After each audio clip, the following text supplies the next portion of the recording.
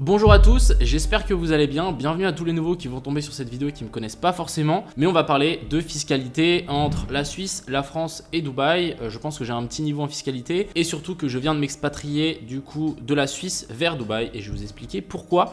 Et pourquoi, à mon avis, c'est quelque chose, si vous êtes entrepreneur dans le web, que vous faites un peu de crypto, que vous avez un certain portefeuille, etc. Vraiment, je pense que enlever les impôts, c'est la partie d'optimisation la plus facile finalement à faire dans votre business, mais qu'on n'y pense pas toujours.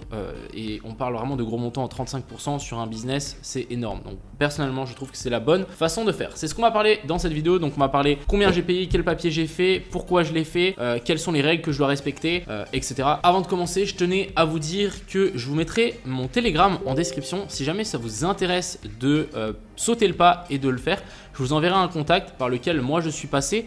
Je toucherai une petite com si vous passez par ça, mais c'est pas du tout sponsorisé. Moi je veux juste amener du business aux gens et je me trouve que c'est une bonne opportunité de le faire via du coup ma chaîne YouTube. Et beaucoup de gens m'ont posé la question quels sont les avantages, et je sais qu'il y a beaucoup de gens de jeunes comme moi qui veulent aussi sauter le pas mais qui savent pas trop où aller, comment ça se passe, etc. Donc déjà je vais vous donner un avant-goût avec cette vidéo. J'aurais bien voulu tomber sur cette vidéo au moment où je l'ai fait, mais voilà, je suis la personne qui le fait pour vous. Donc voilà, j'espère que cette vidéo vous plaira. Je vous souhaite à tous un bon visionnage. On est parti. Crypto, million. Crypto, million. Crypto, million.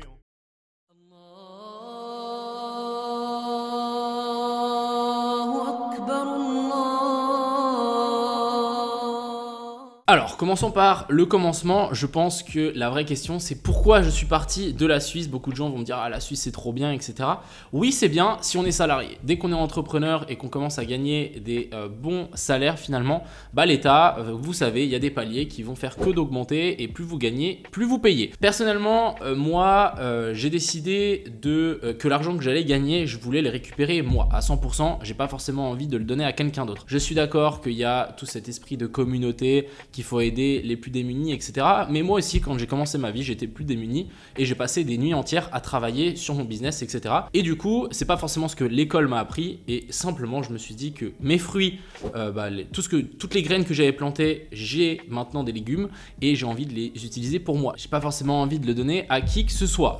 Ok, le donner à ma famille, pourquoi pas. Je préfère largement faire ça que les donner à des gens qui veulent rien faire. Donc, c'est pour ça que j'ai pris cette décision de simplement quitter des pays comme du coup la Suisse, la France, j'en parle même pas. Vous payez des impôts de fou furieux. Je comprends même pas comment c'est possible de payer autant pour des gens qui veulent pas travailler alors que vous cassez le cul. Enfin bref, c'est pas ça le débat. Vous voyez que je suis énervé. Mais voilà, j'ai décidé que je voulais aller dans un pays où l'argent que je gagne, il revient à moi. Et du coup, Dubaï, ça se fait très bien. Il y a aussi Malte, on arrive à 5%, mais à 5% à Malte, c'est une île, il n'y a pas grand chose à faire. On est un petit peu loin de tout. Quand je dis loin de tout, je dis loin de l'Asie, loin de l'Amérique du Sud, loin des États-Unis, parce qu'on est vraiment sur une petite île et du coup, il faut sauter d'un avion à un avion. Je préférais aller à Dubaï, c'est le centre du monde. Il y a tout ce qu'il faut ici et c'est juste incroyable. Donc beaucoup de gens vont me dire « Ah oui, mais on a vu à Dubaï, maintenant il y a 9% d'impôts, etc. » Alors c'est faux, en tout cas pas pour les business comme nous qui sont dans le web. À Dubaï, il y a 9% sur les sociétés maintenant qui font du business à Dubaï. Par exemple, vous vendez des mouchoirs à Dubaï, vous allez payer 9% sur votre bénéfice à la fin de l'année. Après, c'est sur le bénéfice à la fin de l'année à plus de 100 000 $. Donc si à la fin de l'année, votre société, elle a fait 80 000 de bénéfices à la fin de l'année, vous n'allez pas payer d'impôts.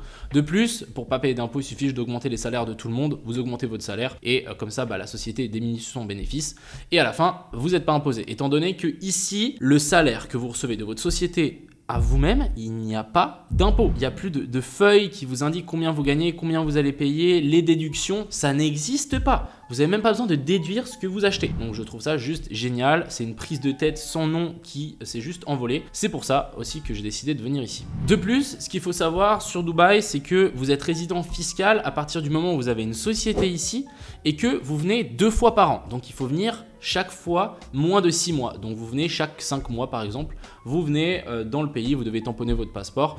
Il me semble qu'il y a quelque chose à faire, mais je ne sais pas encore parce que je ne l'ai pas fait, je viens d'arriver.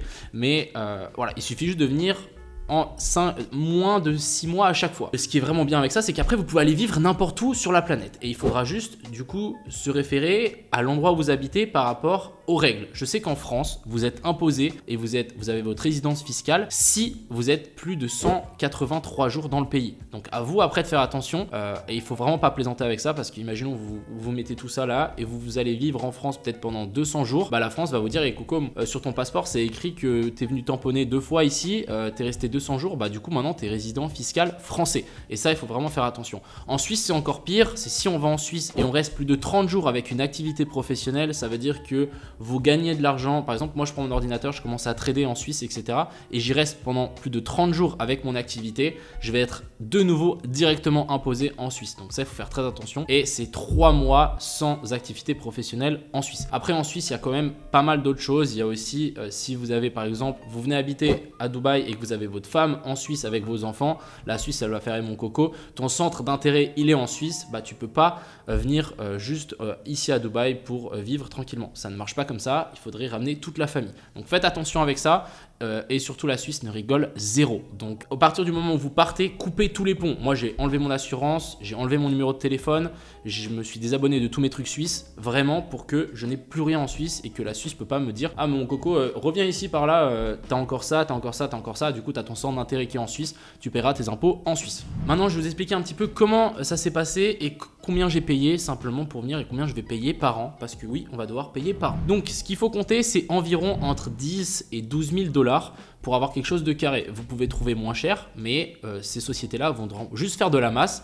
Et du coup, si vous avez un problème, ils vont dire ah bah, on s'en fout de toi. Donc moi, j'ai préféré payer un petit peu plus cher pour avoir un vrai suivi, un vrai accompagnement et qu'on m'explique qu'est-ce qu'il faut que je fasse, comment ça se fait, etc. Donc j'ai payé ça. Pour être résident du coup fiscal ici à Dubaï, il faut créer une société. Donc c'est ce que j'ai fait. J'ai créé une société. Cette société doit avoir une adresse ici. Donc on a des sociétés qui s'occupent de mettre des adresses de sociétés à Dubaï. Donc j'ai une boîte aux lettres ici et ça on doit le payer par an. Donc on doit louer finalement une pièce ou je sais pas exactement ce que c'est, mais je sais que je paye pour ça, je sais plus, je crois 2000 ou 3000 par an pour avoir ça qui est incrusté ici, mais en tout cas c'était dans le package du coup des 10-12 000 $ pour 2 ans de visa. Du coup vous allez avoir ça. Une fois que vous avez votre société, vous allez pouvoir demander d'avoir la résidence Dubaïot, donc votre Emirates ID. Pour ça, il va falloir vous faire un scan du coup des poumons. Vous avez un test médical à faire. Par exemple, ils ne prennent pas tous les gens qui ont du sida, l'hépatite B, etc. Donc, ils trient les gens qui rentrent sur leur territoire, ils veulent des gens en bonne santé, je trouve ça plutôt très très bien. Et puis ça sera tout, c'est fait en environ 2 semaines, donc je sais pas si vous vous rendez compte mais c'est super rapide.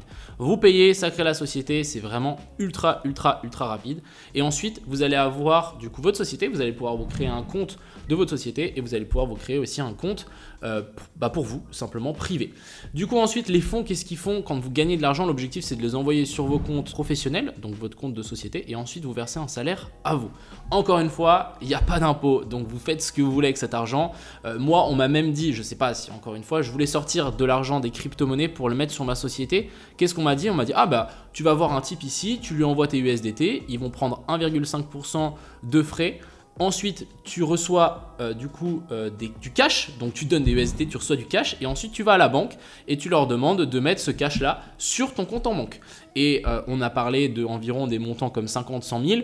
On m'a dit « Ah non mais c'est bon, c'est des tout petits montants ici ». Sachez que vous venez à Dubaï, vous êtes pauvre. Voilà, je vous dis direct, même si vous avez 10 millions, vous êtes pauvre. Donc ici, il n'y a pas de problème de déplacer des fonds. Vous pouvez faire des virements de 1 million, il n'y a aucun problème. Il n'y a personne qui va venir vous faire chier, vous êtes à rien ici. Alors qu'en Europe, dès que vous avez 10 millions, il y a pas mal de gens qui commencent à se poser des questions par rapport à vous et qui commencent à vous casser les pieds. Voilà. Alors personnellement, moi je suis jeune, j'ai envie de voyager, j'ai envie de découvrir toute cette planète parce que je trouve que la vie est incroyable et je pense que c'est hyper important de découvrir, d'avancer, etc. Et j'ai aussi voulu trouver un pays dans lequel je peux le faire. Et ici à Dubaï, on est au centre de la planète, je peux aller n'importe où, en 6 heures d'avion, je suis plus ou moins partout sur la Terre.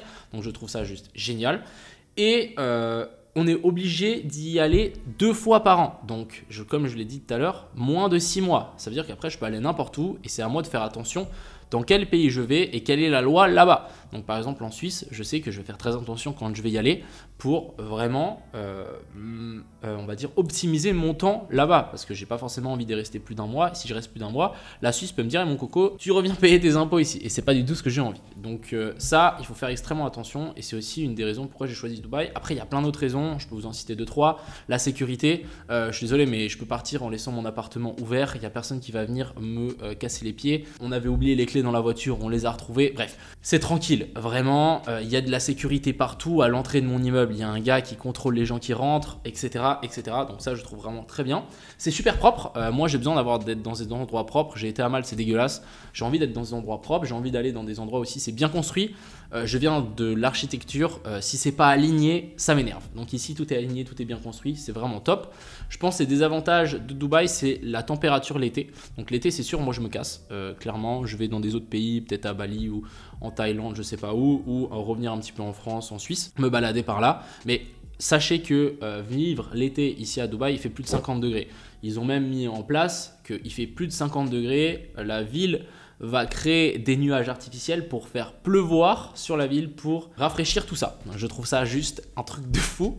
Donc l'été, voilà, c'est mort. Après, c'est peut-être bien si vous voulez vraiment vous concentrer, vous êtes enfermé chez vous, vous avez que besoin de travailler, vous n'avez rien à faire et la ville est plutôt vide. Maintenant, on est en pleine saison actuellement où je fais cette vidéo. Il y a beaucoup de trafic. Voilà, je pense que je peux vous dire, il y a beaucoup de trafic.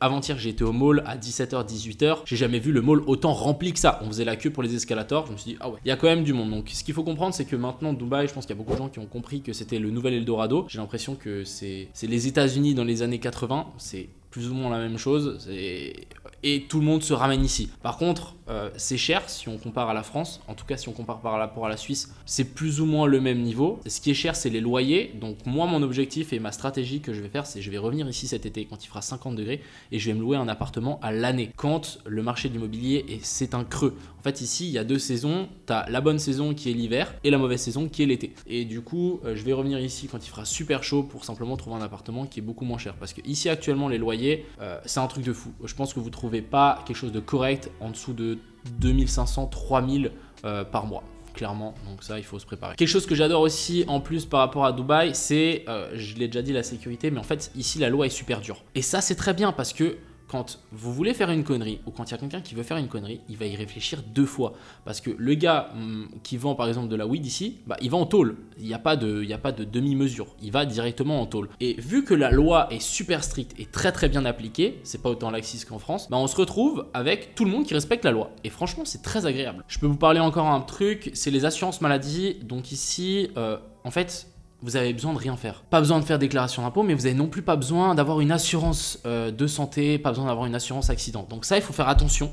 Et je vous conseille de vraiment en prendre une qui couvre tout ce que vous faites, qui est internationale. Parce qu'en fait, ici, les soins, etc., pas besoin. C'est gratuit uniquement pour les Émiratis, mais c'est pas gratuit pour vous. Assurez-vous. Vous n'êtes pas obligé de vous assurer, mais assurez-vous parce que si vous avez un pépin, vous pouvez prendre vraiment cher. Donc ça, c'est vraiment quelque chose aussi à surveiller. Ce qu'il faut comprendre ici à Dubaï, c'est que qui casse paye, mais est-ce que vous avez une assurance ou pas? Ça fonctionne comme ça. J'ai un pote à moi, il s'est pris un verre sur le crâne.